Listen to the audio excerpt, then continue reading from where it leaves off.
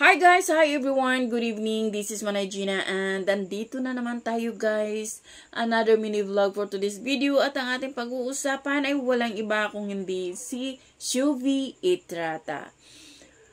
Guys, napanood nyo ba ang magpakailanman ang Shuvi Etrata story?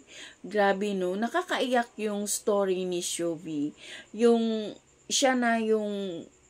Parang siya na yung tumayong ina para sa kanyang mga kapatid. Siya na yung nagtitiis, siya na yung lahat ginawa ni Shuvi. Pero grabe yung parents ni Shuvi, no? So sa akin lang, ano kayang pakiramdam ng parents ni Shuvi ngayon?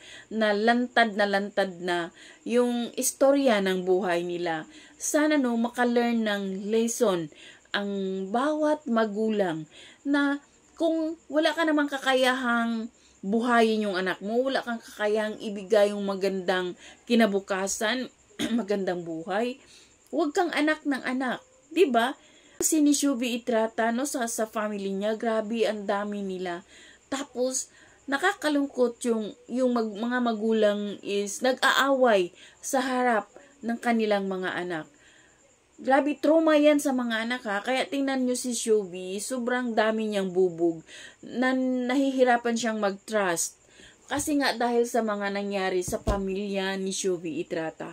At ang nakakalungkot na pati siya nasasaktan. Sana no, madagdagan pa yung mga projects, mga movies, teleserye ba, or kung ano pa ni Shuvi Etrata. Kasi deserve ni Shuvi. So yun lang guys. Thank you for watching. Bye!